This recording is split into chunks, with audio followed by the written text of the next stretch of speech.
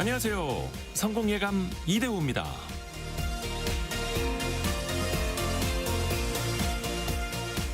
며칠 전에 영화관에 갔다가 한 가지 편견을 버리고 왔습니다. 영화를 본 뒤에 선착순 기념품을 받아야 한다고 아이들이 성화를 부리던 그때 스마트폰 앱을 이리저리 뒤져봤지만 어떻게 찾는지를 몰라서 한참을 허둥대다가 결국에는 옆에 있는 사람한테 도움을 청했는데요. 사실 그분은 몸이 좀 불편해 보였던 분이었습니다. 멀리서 보면 마음속으로 저분 몸이 좀 불편해 보이는데 싶었던, 일행이 없나? 내가 도와줘야 하나 생각했던 그런 분이었죠. 옆에는 그분밖에 없었기에 혹시나 하는 마음으로 앱 사용법을 물어봤는데 이벤트 신청하는 방법까지 척척 알려주더라고요. 덕분에 아이들이 원하던 기념품을 받아줄 수가 있었습니다. 겉으로 좀 불편해 보인다고 나보다 모를 거라는 착각, 행색만 보고 내가 도움을 주면 좋지, 내가 도움을 받을 리는 없을 거라는 오만, 그걸 치유하는 데는 오랜 시간이 필요하지 않았습니다. 우리가 가질 수 있는 편견은 참 많습니다.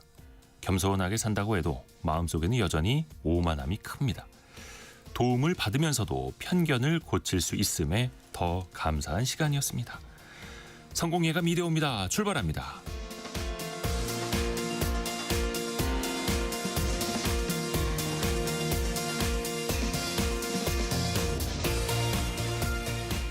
안녕하세요. 이대호입니다. 3월 10일 화요일 아침입니다. 오늘은 좀 힘차신가요? 코스피가 하루는 급락, 하루는 급등, 롤러코스터 장세가 이어지고 있는데요. 김경민님 출석하셨고요. 4369님 오늘도 모두 화이팅 합시다 라고 보내주셨고, 안진수님은 사이드카 오늘 매수 사이드카 발동됐나요? 그럴 법하기도 합니다. 코스피가 오늘 5.17% 오른 5,523에 출발을 했고요. 코스닥은 4.15% 오른 1,147에 문을 열었습니다. 비슷한 상승세 지금도 이어지고 있고요. 원달러 환율은 1,470원, 1,470원 안팎으로 오가고 있고, 삼성전자 하이닉스가 두 자릿수 폭락을 하다가 지금은 또 7, 8% 급반등을 하다가 어지럽습니다. 오늘 원타 기자들 K 함께하는 화요일이죠. 오늘 이 이야기도 좀 같이 해볼 텐데요. 시장이 급락을 할 때도 우리 용감한 개미들은 또 엄청나게 들어오고 있습니다. 거기에 또 이제 B2까지 신용융자에다가 마이너스 통장까지 끌어오고 있는데요. 이 현상도 같이 한번 짚어보시죠. 아까 안진수 님이 말씀해 주신 것처럼 매수 사이드카가 개장 초반에 바로 발동이 됐네요. 그리고 오늘부터 노란 봉투법이 시행이 됩니다. 현장에서는 이 법을 어떻게 해석을 하느냐 여전히 혼란스럽죠. 경영계, 노동권 여전히 또 생각은 엇갈리고 있는데요. 노동권의 정상화냐, 산업 현장의 마비냐, 여러분은 어떻게 생각하시는지요? 같이 한번 또 토론을 해보시죠. 자, 오늘의 경제상식 퀴즈 나갑니다. 정답은 두 글자인데요. 국제 유가도 엄청나게 춤을 추고 있죠. 거의 배럴당 WTI 기준으로 110달러 육박하다가 80달러대 지금 초반까지 내려와 있죠. 지금 87달러까지 내려왔는데요.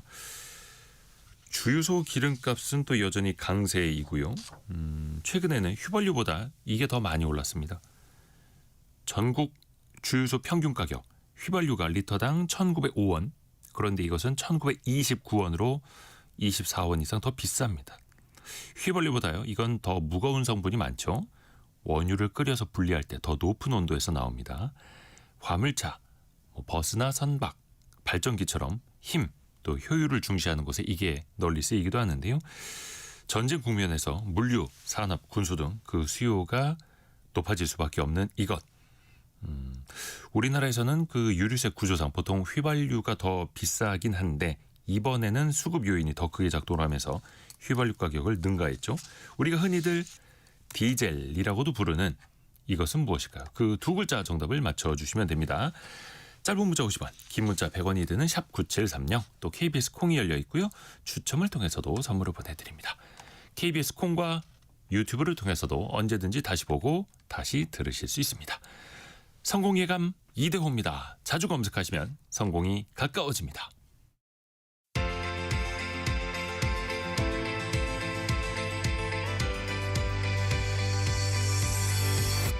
KBS 1라디오 성공예감 이대호입니다. 참 좋은 경제연구소 이인철 소장과 함께 오늘의 경제 뉴스 들어보시죠. 오늘은 전화로 연결합니다. 안녕하세요. 네, 안녕하세요. 밤사이에 트럼프 대통령 한마디 하면서 국제 유가도 그렇고 증시도 그렇고 완전히 방향이 바뀌었습니다. 어떤 내용이었나요? 그렇습니다. 뉴욕 증시가 전약 후강의 모습을 보였습니다.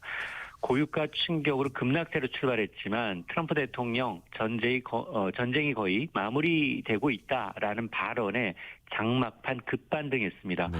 다우가 0.5% 올랐고요. 나스닥은 1.38% 급등을 했고 또 S&P 500 지수도 0.83% 상승했습니다. 전날 아시아 시장 선물 시장에서 배럴당 120달러 가까이 폭등했던 국제유가 종가 기준 80달러대로 급락을 했습니다. 석텍사스산 중진류 6.5% 넘게 하락을 해서 배럴당 84달러대, 브렌트유도 4.6% 떨어진 배럴당 88달러대입니다. 이유는 크게 두 가지인데요. 이 G7 국가들 전략적 비축유를 공동으로 방출하기로 했다라는 소식과 더불어서 트럼프 대통령 이제 전쟁이 마무리 수순에 들어가 있고 그리고 이제 호르무즈 해협 통행도 가능하다. 뭐 이런 여러 가지 얘기를 하다 보니 일단 이제 투자 심리가 개선이 됐는데요.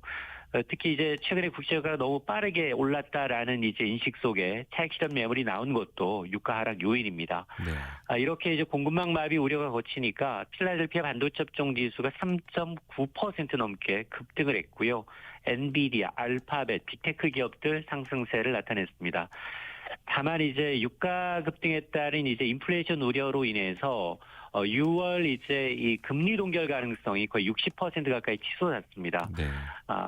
다만 이제 이번 이제 안도 랠리에도 불구하고 중동 정세가 완전히 안정된 것이 아니기 때문에 당분간 이 글로벌 금융시장은 유가와 지정학적 이제 뉴스에 일희일비하는 큰 변동성 장세가 예상이 되는데요.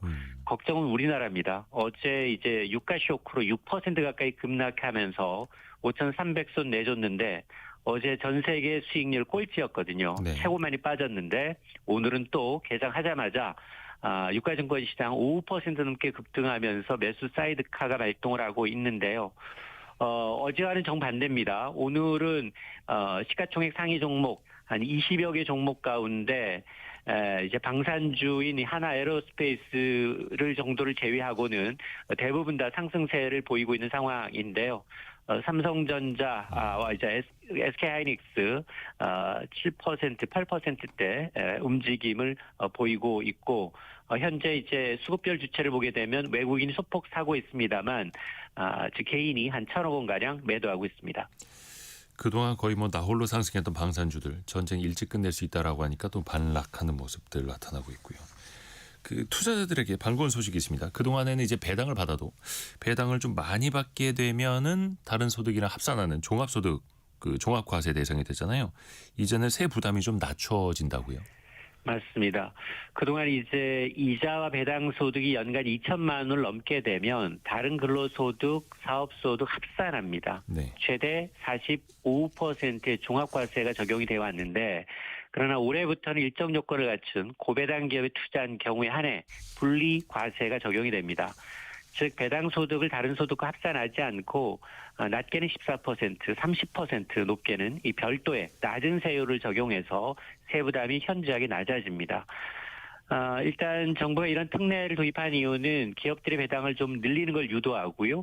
동시에 이 투자자들이 이제 배당 투자 활성화를 이제 끌어내겠다라는 취지인데 다만 이제 이 제도는 자본시장 활성화를 위해서 2030년 5월 신고분까지만 한시적으로 운영이 됩니다.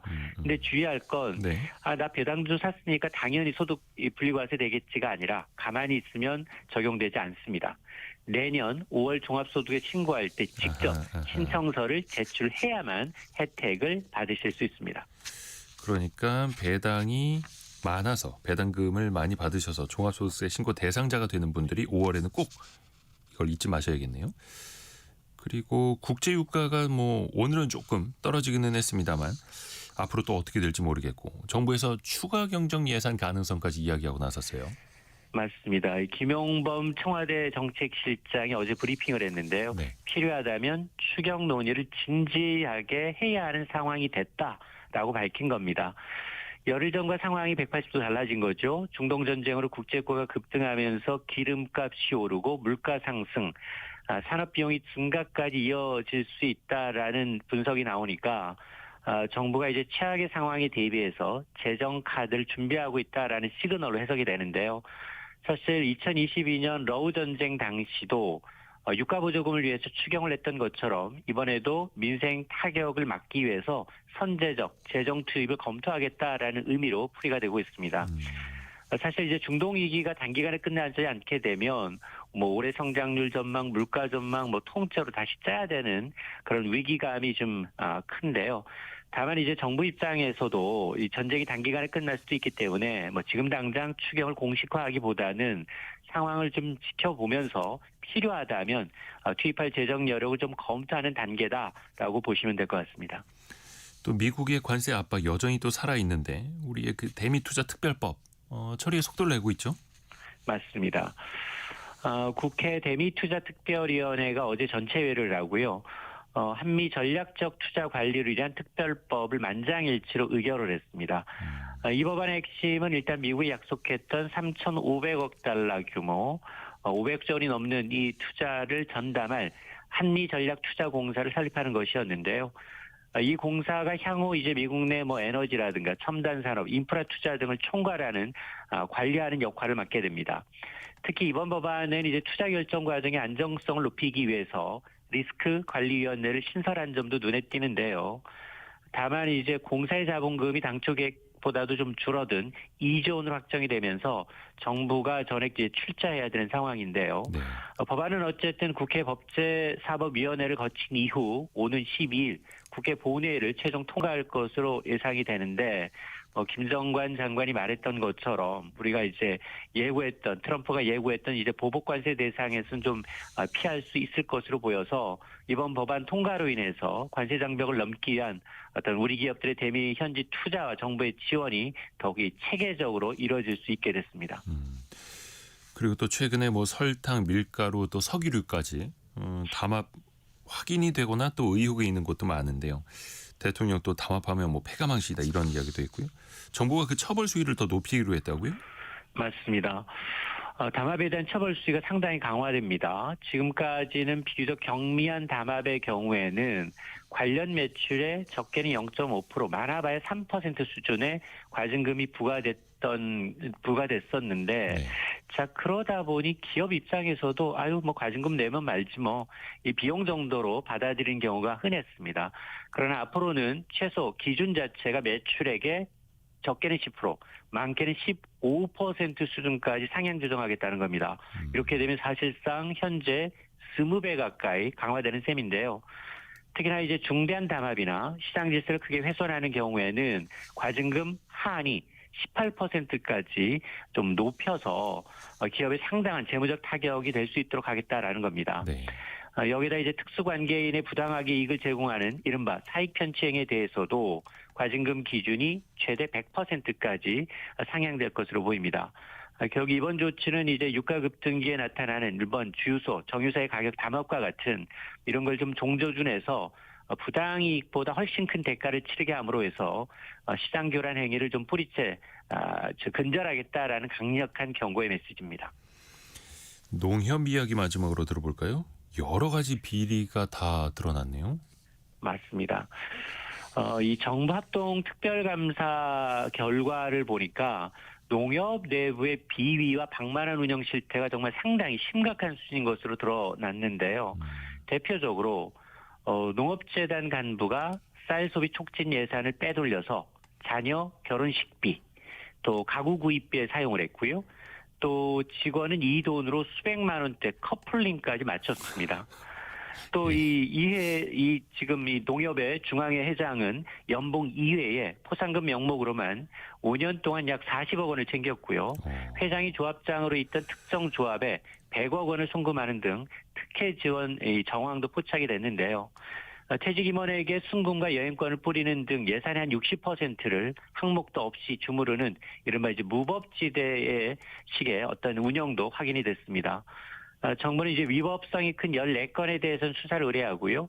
채용 비리와 또 분식회계가 적발된 이 회원 조합에 대해서는 엄중 처벌과 함께 고강도 농업 개혁안을 조속히 발표한다는 방침입니다. 제가 10여 년 전에 농협 출입할 때도 비리 이런 거 취재 많이 했는데 달라진 게 없네요. 농협은. 참 좋은 경제연구소 이인철 소장과 함께했습니다. 고맙습니다. 네, 고맙습니다.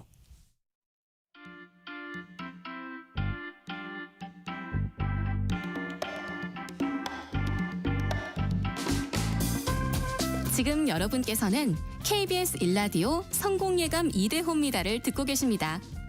프로그램에 참여하신 청취자 여러분께는 추첨을 통해 아름다운 식탁 창조 주비푸드에서 뿌리 담은 리얼 생와사비를, 쉽고 빠른 판촉물 제작 시너지 기프트에서 고속충전 마우스패드를, 그리고 성공예감에서 준비한 커피 쿠폰을 보내드립니다.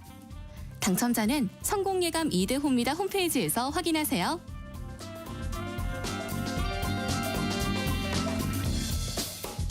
원탁의 기자들 K가 모였습니다. KBS 이세준 기자, 황현규 기자, 그리고 오늘 처음 송락규 기자까지 함께합니다. 안녕하세요. 안녕하세요. 송락규 기자는 처음 뵙겠습니다. 잘 부탁드리겠습니다. 어디 출입하고 계세요? 어느 쪽 취재하고 계세요? 저는 지금 산업 쪽, 지금 업계 쪽 같이 하고 있고요. 그래서 유가라든가 에너지라든가 대미투자 이런 쪽 분야 지금 취재하고 있습니다. 요즘 바쁘겠네요. 그러니까 사실 기자들은 늘 바빠야 합니다만 특히 이제 경제 쪽 출입하는 기자들 요즘에 아이템도 되게 많아진 것 같고 우리 증시 이야기를 좀 해볼게요.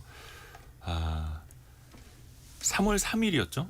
코스피 7.2% 급락, 다음날 12% 급락, 다음날 9.6% 급등. 3월 9일에 어제였죠? 5.96% 폭락, 오늘은 5% 안팎의 또 폭등. 이거 맞습니까? 이제 사실 어제 저희가 저녁에 주제를 공지받았을 때까지만 해도 주가의 폭락을 전제하고 이제 준비를 했었거든요. 시장이 안 좋으니까 그쵸? 이 아이템으로. 근데 이제 오늘 아침 딱 보니까 또 5% 넘게 또 상승을 하고 있는 거. 이게 매일매일 롤러코스터 같이 마치 코인 같다는 이야기가 나올 정도로 코스피가 등락이 엄청 심한 것 같아요. 그러니까 네. 웬만한 개별 기업 주식 하나만 이렇게 변동이 돼도 왜 흔히들 이제 안 좋은 표현 쓰지 않습니까? 잡 무슨 주 네. 이렇게 그런 이야기 나올 법한데 지금 시장이 이렇다 보니까 주변에 주식 투자 새롭게 뛰어들거나 아니면 이참에 더 많이 하시는 분들 좀 있을 거 아니에요? 반응이 어때요?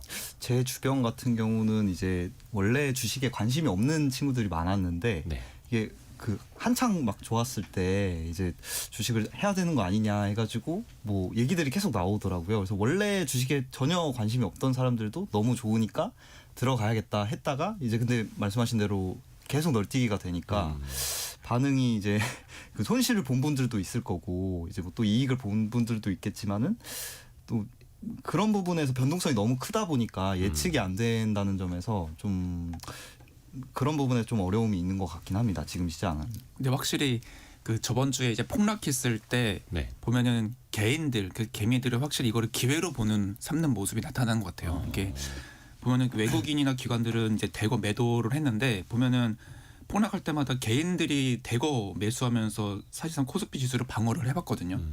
그러니까 이게 짧은 기간 6,000피까지 오르는 모습 보면서 이게 떨어졌을 때 분명히 사면은 오를 것이다. 그리고 지난주에 이틀 연속에 폭락했을 때 바로 그 다음날은 매수 사이드카가 그걸 정도 폭등을 또 했었잖아요. 네.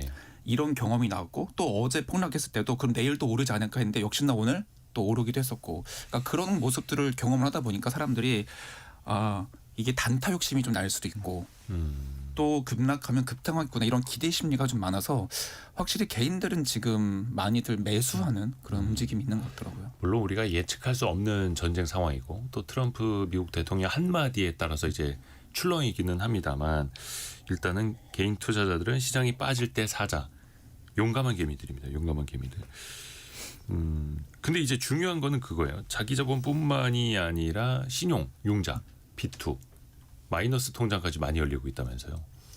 그렇죠. 우선 뭐 신용 융자 잔고가 역대 최대라고 이야기가 신용 융자 잔고가 역대 최대라고 이야기가 나오고요. 그러니까 사실 이게 내 돈으로만 하면 다행인 건데 네. 사실은 내가 100만 원이 있는데 나머지 100만 원을 이제 증권사에서 빌려가지고 하게 된다라고 했을 때 이게 주가가 떨어지게 되면 증권사는 이거에 대해서 손실 보전을 위해서 또 강제 청산한단 말이죠. 그렇게 되면 일종의 반대 매매라고 하는 그렇죠. 건데 그러니까 뭐 어쨌든 내가 빌린 돈이니까 그에 대한 책임이라고는 하지만 그 반대 매매가 일종의 하한가로도 팔리고 막 또 처음에 이거를 시장에 들어온 사람들 내 거 왜 팔렸어 하면서 당황하고 또 시장을 떠나게 되고 뭐 이런 악순환을 좀 우려하는 목소리들도 있는 것 같습니다. 예. 그러니까 이게 B2의 문제가 또 황 기자가 말한 대로 네, 이재준 기자. 이게 그 하락장이 됐을 때 버틸 수가 좀 없죠. 없는 것 같아요. 그리고 그랬을 때 이게 지수를 더 끌어내리는 강한 요소로 작용할 수 있기 때문에 결국엔 더 그 피해가 돌고 돌아서 개미들한테 또 퍼질 수가 있고. 그러니까 나 개인의 문제로만 끝나는 게 아니라 시장 전반적으로 또 악순환이 될 수도 있다라는 거죠. 그렇죠.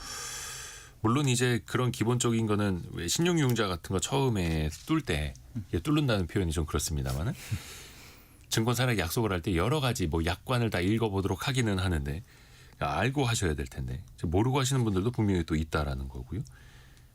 근데 이게 항상 보면은 대출이라는 거는 또 건전성과도 연관이 되는 거잖아요. 금융사도 마찬가지고 개개인도 마찬가지고 우리가 항상 가계부채 하면 일반적으로 주택담보대출이라든지 자영업자 대출을 신경 썼었는데 이제 그러면 투자자들의 B2까지도 가계부채 중에서도 좀 관리를 해야 될까요? 어떻게 봐야 될까요?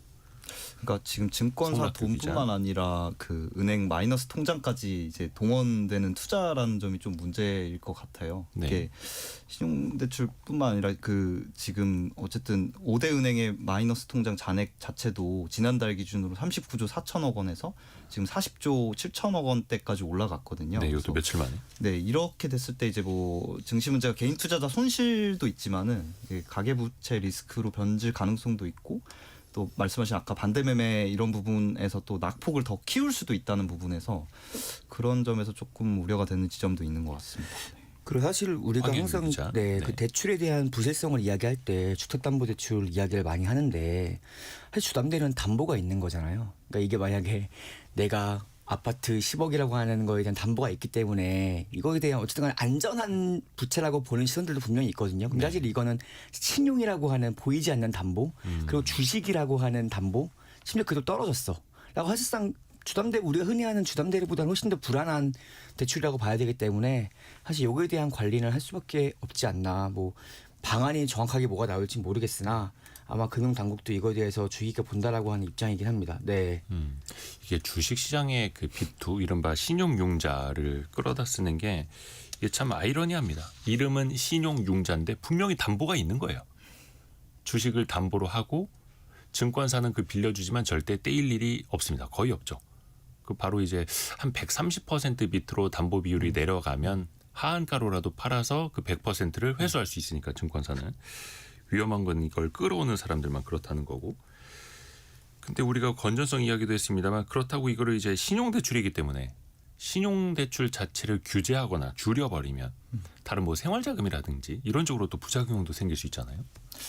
근데 뭐 이재준 기자. 당장 은행들 입장에서야 네. 이게 뭐 또 성과급 잔치를 벌일 수도 있는 어쨌든 돈 빌려주는 네, 금융사 입장에서 보면 본인들에게 수익이 나겠지만 이게 말한 대로 이게 건정성 관리를 신경 쓰지 않을 수가 없거든요. 이게 그렇게 단순히 단기적인 시야로 수익이 좋다라고 볼 수만 간단한 문제가 아니고 이게 결국에는 은행들도 마통이라든지 신용대출 이런 한도를 줄이고 결국에는 지금 현재 방향도 그렇죠. 은행들도 지금 이걸 줄이는 방향으로 가고 있고 결국엔 조건을 까다롭게 하는 방향이 되지 않을까. 그랬을 때 그러면 개미들이 더 투자하고 싶을 때 할 수 있는 선택지가 결국에는 은행보다는 더 위험한 시장으로 옮기고 또 거기 주식 그렇다면 증권사에 기대고 그 주식을 담보로 돈을 빌리고 이렇게 마통에서 그런 식으로 계속 대출이 어려워지면서 개미들이 그러면 줄이는 게 아니라 더 금리가 높고 그리고 주가가 떨어졌을 경우에 더 타격을 입을 수 있는 그런 데로 옮겨갈 수 있다는 게 좀 문제로 봐야 되지 않나. 9169님은 우리 집 아저씨 개미는 외국인처럼 어제 전체 매도를 했다네요. 마이너스가 엄청난데도 본인 선택이지만 아침부터 답답하네요라고 보내주고 물론 이게 하루는 모르는 겁니다. 내일 주가를 맞춰라 어떻게 알겠습니까 그거를.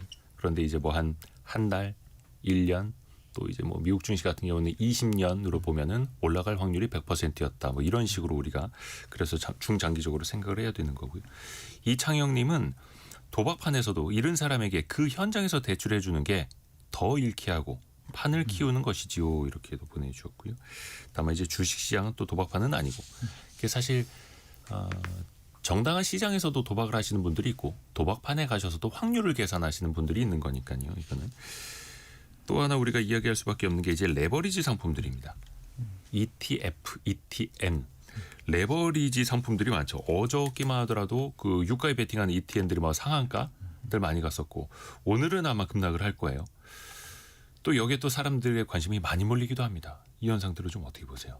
그러니까 사실 레버리지를 우리가 그 양날의 칼이라고 하죠. 이게 뭐 무조건적으로 나쁘다고로만 볼 수 없고 투자 전략으로도 볼 수 있는 여지가 있는데 사실 결국에는 이게 본인이 견딜 수 있다면 그러니까 앵커께서 말씀하신 것처럼 장기적으로 늘 우상향하고 뭔가 안정적으로 평가받는 어떤 상품들에 대해서 레버리지 전략을 쓴다면야 이걸 전략을 볼 수 있겠지만 결국엔 핵심은 이렇게 주가가 어떤 외부 변수에 의해서 폭락을 했을 때 본인이 견딜 수 있는가가 결국 핵심인데 그러니까 내가 현금이 없다고 무리하게 땡기거나 하면은 결국에는 재기 불가능할 정도로 그렇죠. 타격을 입을 수밖에 없는 그게 가장 문제라고 봐야 되는 거죠.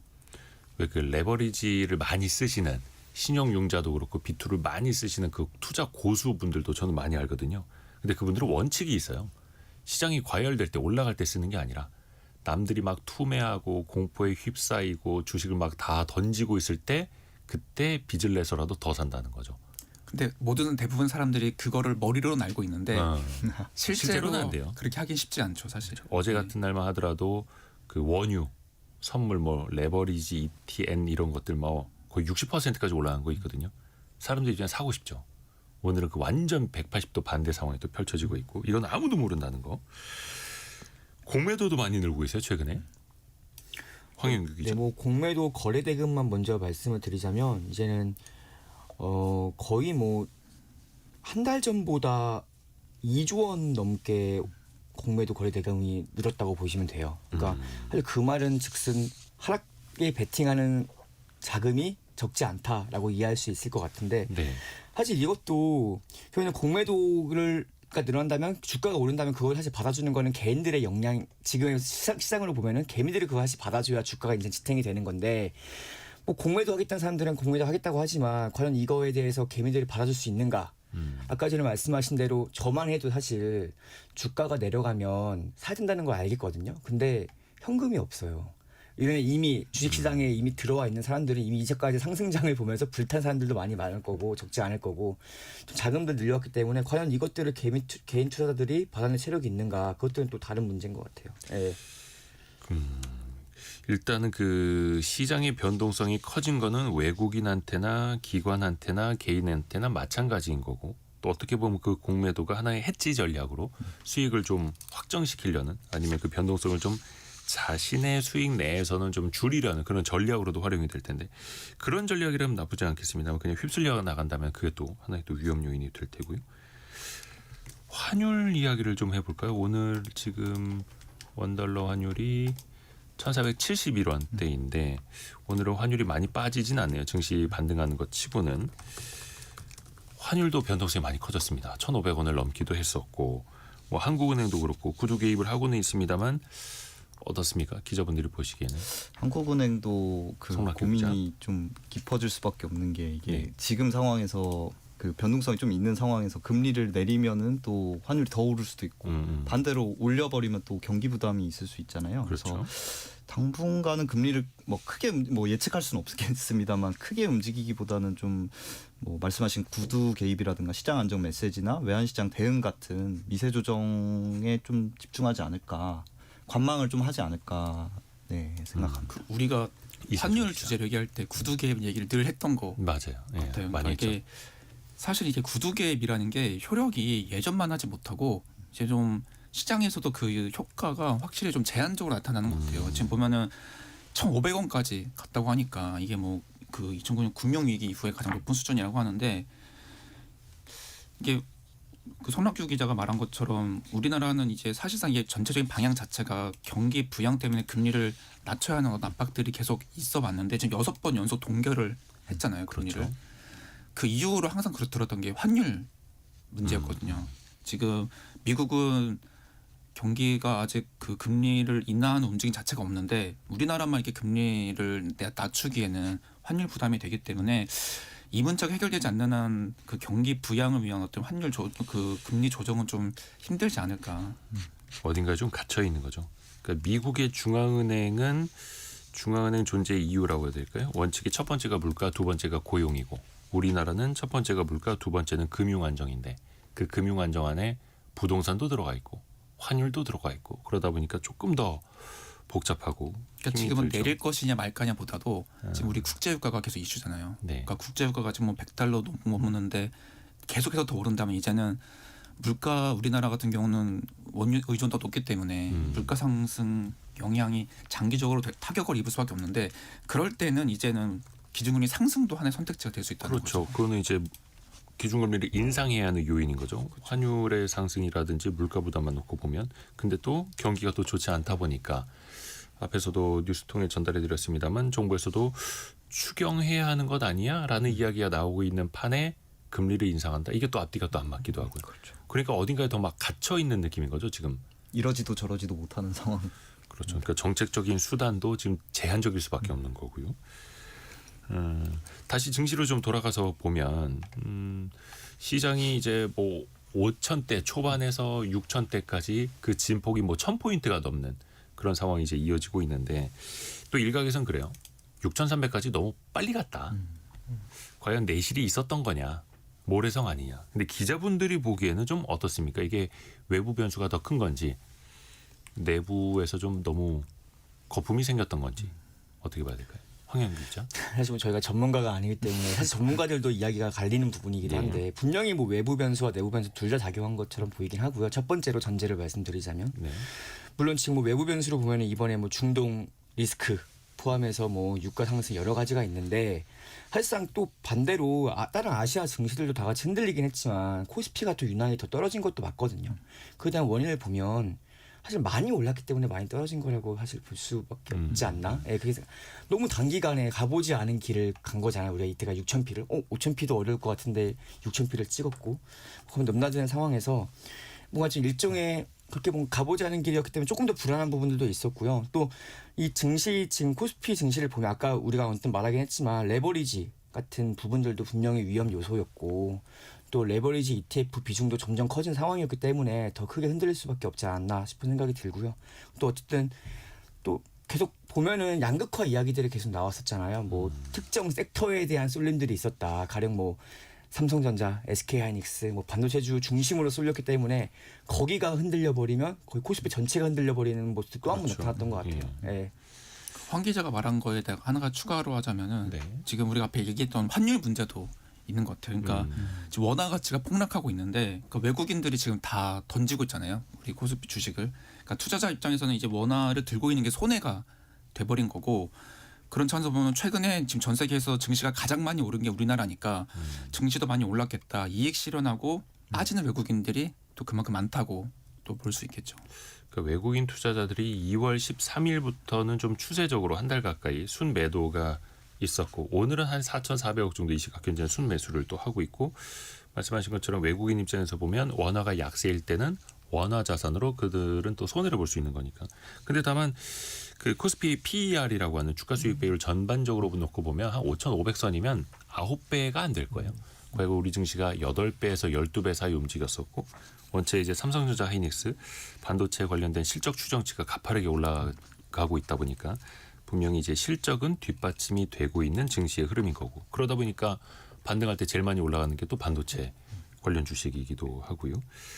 그 코스닥도 좀 봐야 되는데 오늘은 코스닥이 5% 정도 출발을 이제 상승 출발했다가 지금은 3.39%로 상승폭이 좀 좁혀지긴 했습니다만 코스닥에 관심 갖는 분들도 많으세요. 특히 오늘부터는 코스닥 액티브 ETF도 처음 상장이 되고 하다 보니까 뭔가 대형주로 돈을 못 버신 분들 입장에서 보면 이제 코스닥 이렇게 또 보시는 분들 좀 있거든요. 코스닥 시장은 좀 어떻게들 보세요 혹시? 이세종 기자.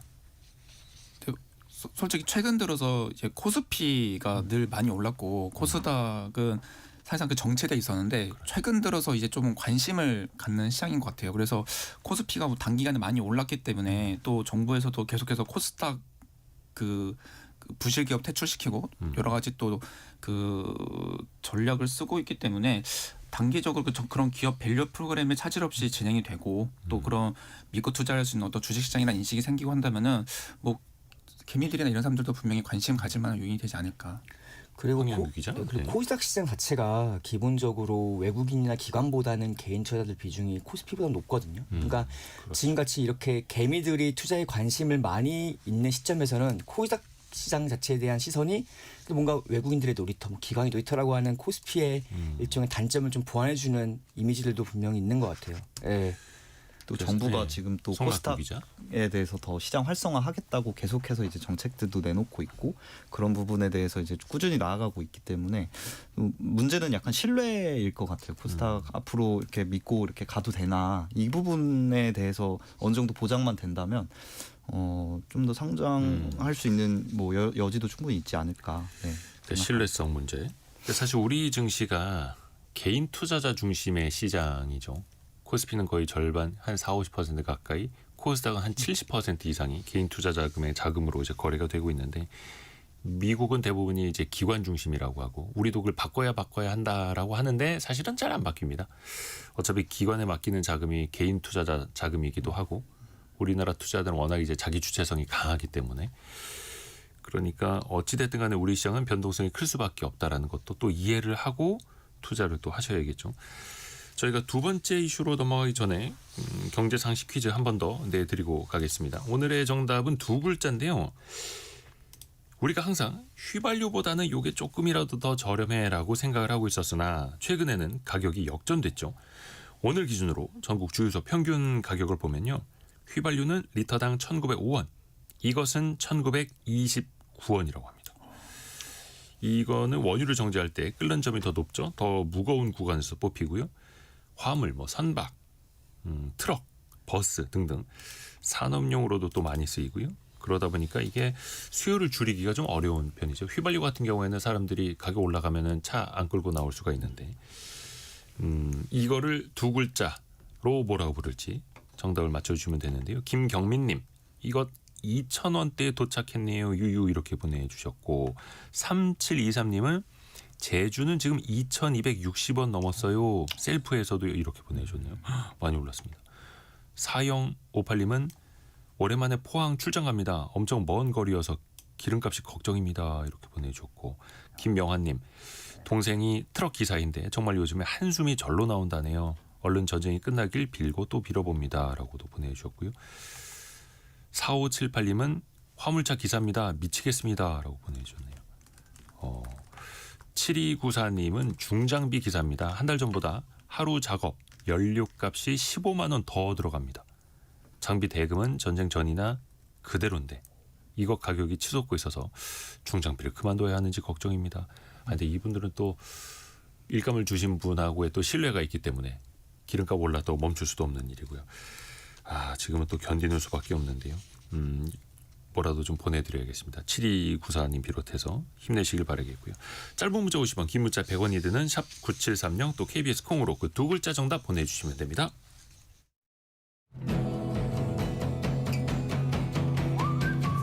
오늘의 움직임에 주목하고 세상의 흐름을 놓치지 않습니다.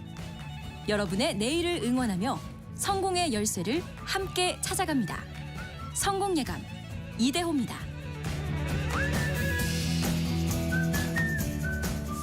법 개정은 진작이 됐습니다만 오늘부터 시행이 되는 게 있습니다. 바로 노란 봉투법.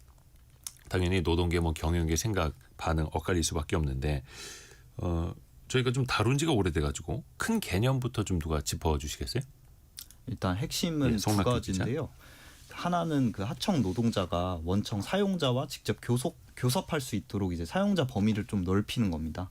그리고 또 하나는 파업 이후에 그 과도한 손해배상을 그 예전 같은 경우에는 기업들이 청구하는 경우가 있었거든요. 그런 부분 좀 제한한 점이라서 결국은 노동권을 좀 강화하겠다는 취지의 법이고 또 기업 입장에서는 어떻게 보면 책임 범위가 넓어졌다는 부분에서 좀 부담이 커질 수 있다. 이런 우려도 지금 나오고 있는 법입니다. 노란 봉투법을 그러면 이 법을 왜 제정하게 이르렀을까요?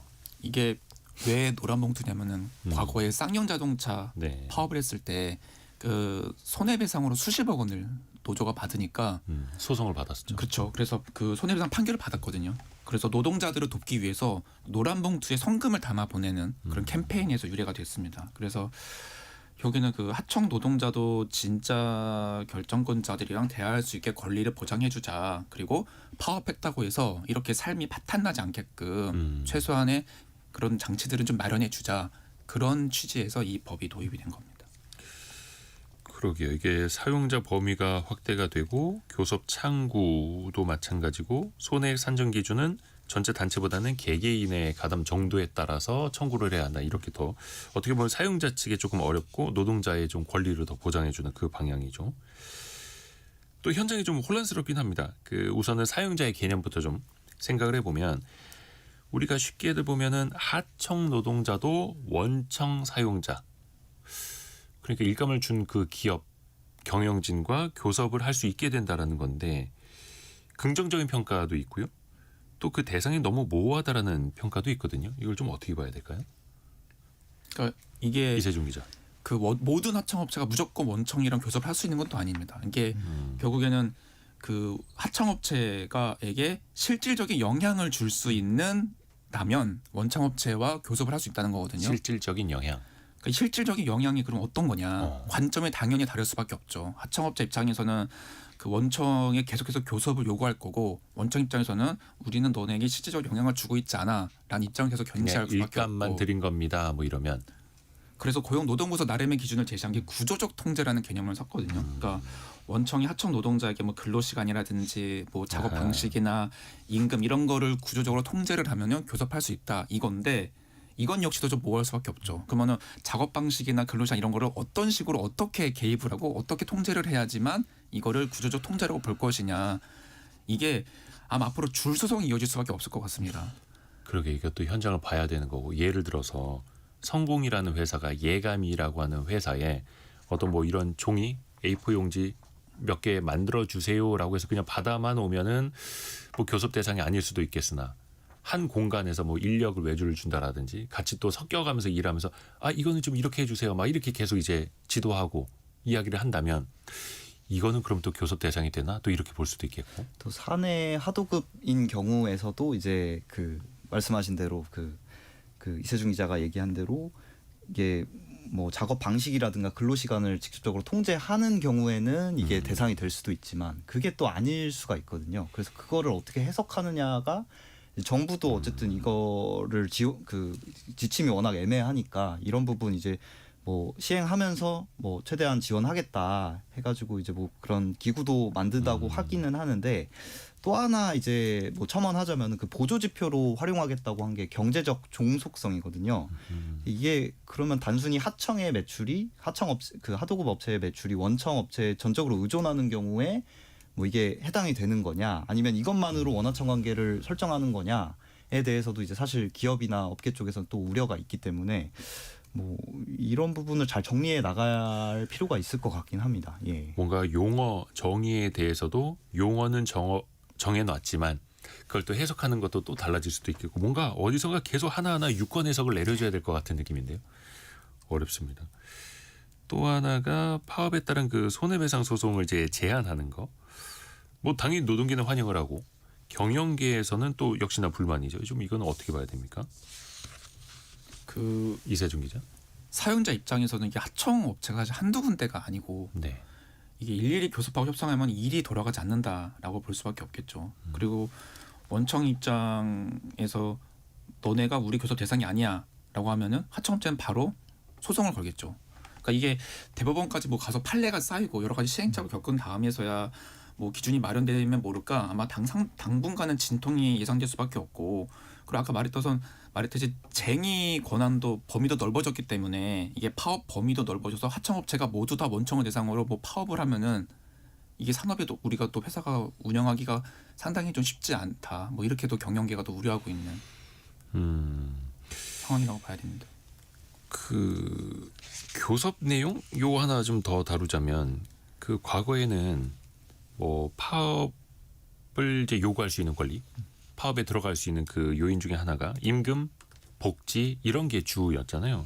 근데 이게 경영권 영역까지도 침범할 수 있다 이런 우려가 나오는 건 왜 그런 겁니까?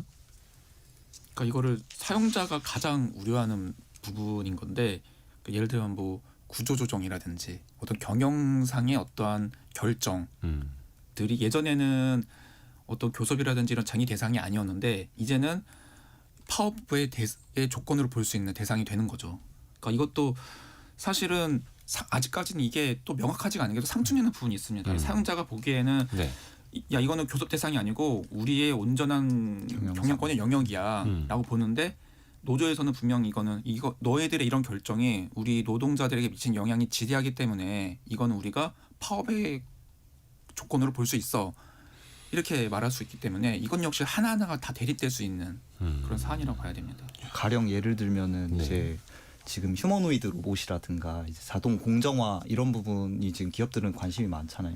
네. 이런 부분에서 이제 사실 노동 조건이 바뀌는 건 아니다라고 기업 입장에서는 주장할 수 있지만 아하. 노동자들 입장에서는 그걸로 인해서 뭐 예를 들면 이제 해외 물량으로 그 해외 자동 공정화가 돼 있는 공장으로 이제 갔을 때는 이제 기업 입장에서는 경영상의 이제 결정이라고 할 수 있지만 노동자 입장에서는 일감이 줄어들고 그 결과적으로 이제 고용 자체가 줄어들면 이거는 어떻게 보면 고용의 변화이기 때문에 또 노동 조건에 맞춰서 우리가 쟁의할 수 있는 그 전제가 될 수 있다 이렇게 주장할 수 있는 부분이 있기 때문에 그런 지점에서도 네 향후에 조금 갈등의 불씨가 될 수 있다. 네. 그 법이 바뀐 것도 그렇고 또 뭔가 세상이 달라지면서 새롭게 적용되는 신기술에 있어서도 또 해석이 다를 수밖에 없는 거고요. 그러니까 임단협 내용이 달라진 건 아니다. 노동자들에게 뭔가 불리해지는 건 아니다라고 하나 당연히 노동자 입장에서 뭐 로봇이 투입된다 그러면은 본인들에게 권익에 침해가 온다 또 이렇게 볼 수도 있으니 결국에는 그래서 이제 사법부가 존재하는 이유도 그거지 않습니까? 법은 있으나 해석이 달라지니 그러면은 이제 노란봉투법 시행 이후에도 뭔가 결국에는 사법권에 기댈 수밖에 없는 그런 현상들도 좀 생겨날 수밖에 없겠어요. 아까 제가 말씀드린 것처럼 줄수성이 이어지지 않을까. 그렇다면 분명히 또 기업 입장에서는 그 소송 비용이라든지 컨설팅 비용 이런 것들도 상당히 늘어날 거고 또 이런 노란봉투법으로 인한 여러 가지 변수들에 대해서 대비한다는 이유로 투자라든지 고용이라든지 이런 것들을 적극적으로 하지 않는 그런 방향으로 갈 수도 있는 거죠, 사실은. 기업의 투자가 위축될 수도 있다라는 거. 최근에 또 이제 우려가 되는 게 삼성전자 노조가 파업에 들어갈 수도 있다면서요? 이건 어떻게 된 일입니까? 그 삼성전자가 이세준 기자. 이번에 파업의 핵심 쟁점으로 본 게 초과 이익 성과급 이란 제도를 개선해 달라는 건데 이게 사실은 경영권의 영역이라고도 볼 수 있는 건데 어쨌든 네. 이런 것도 이제 쟁의 대상으로 이제 삼성전자 노조에서 본 거죠. 또 아무래도 이게 앞에 다뤘듯이 그 손해배상 책임이라든지 이런 것들이 좀 완화가 됐잖아요. 그러니까 덜 부담스러운 거죠. 노조 입장에서는 노란봉투법으로 인해서. 그러니까 파업으로 인해서 나설 수 있는 동력이 그만큼 됐고 또 노란봉투법 시행이라는 어떤 뭔가 사회적인 분위기도 되고 그러니까 이 김에 노조 입장에서는 좀 세게 나가서 권리를 쟁취하자 이런 움직임이 있는 거죠. 이게 지난 송학규 기자. 2024년에도 사실 삼성전자가 첫 파업을 돌입하긴 했었거든요. 근데 그때는 이제 가입자라든가 가입자 수가 그렇게 많지 않았는데 않아서. 지금 이게 노조 가입자가 좀 급격하게 좀 늘었어요. 그래서 그렇다 보니까 이제 기업에서는 좀 반도체 생산까지 혹시 차질이 생길까 그런 부분에 대한 우려도 있고 이게 뭐 쟁의가 아직 뭐 본격적으로 딱 결정된 건 아니지만은 이게 투표했을 때 이제 가결되면은 5월 21일부터 6월 27일까지 이제 총파업을 하겠다고 일단 노조 측은 네, 밝힌 상태입니다. 그러니까 그 사이에 삼성전자가 좀 어려움을 많이 겪었었고 실적도 마찬가지고 그런데 하이닉스가 HBM으로 잘 나가면서 엄청난 성과급을 받는 걸 본 삼성전자 노조원들은 또 자극을 안 받을 수가 없겠고 또 올해부터 또 실적이 엄청나게 올라온다고 하니 초과이익 성과급의 상방 뚜껑을 좀 열어놓읍시다 이런 주장이 또 나오는 거고 이게 과연 쟁의 행위에 또 파업의 명분이 되는가 또 법적으로도 이게 또 볼 측면이 또 있어 보이고요. 어렵네요 이게. 또 하나가 노란봉투법이 노동자를 보호하는 거라고는 합니다만 하청 노동자가 되려 위협에 노출된다는 지적도 있어요. 이건 어떻게 되는 겁니까? 그러니까 앞에 말한 여러 가지 그런 리스크가 부담이 되면은 하청업체를 줄이는 게 선택지가 될 수 있겠죠. 그리고 아까 손학규 기자 말한 것처럼 이미 애초부터 로봇과 AI 도입은 이미 시행되고 있는데 이 김에 이렇게 하청업체에 고용하는 게 너무 힘들고 관리하기가 리스크다.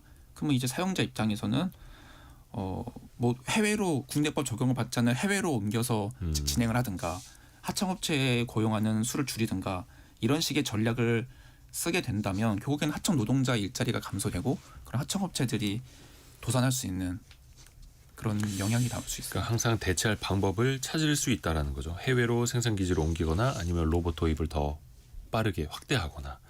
제가 취재했던 사례 같은 경우는 그 노란봉투법 오히려 시행을 앞두고 나서 그 원청 업체나 이제 그 하청 업체 쪽에서 이제 복수 노조들이 있잖아요. 네네네. 그 이제 단일 노조가 아니라 복수 노조인 경우에 이제 노조가 많아지면은 노조원 수가 많아지면은 이제 교섭권이 생길 수 있으니까 그걸 좀 하라는 약간 종용을 한 뭐 경우도 있었거든요. 그래서 그런 식으로 대응을 하거나 아니면 이제 그 하청업체랑 계약을 끊어서 다른 하청업체를 새로 이제 만들어가지고 뭐 그 노동자분들이 어떻게 보면 더 그 코너에 몰리게 되는 그런 경우가 생길 수 있겠더라고요. 원청의 쟁의 행위를 하지 않는 말 잘 듣는 하청업체만 또 원할 수도 있겠고 하청업체를 선정을 할 때 거기 노조의 성향은 어떻습니까?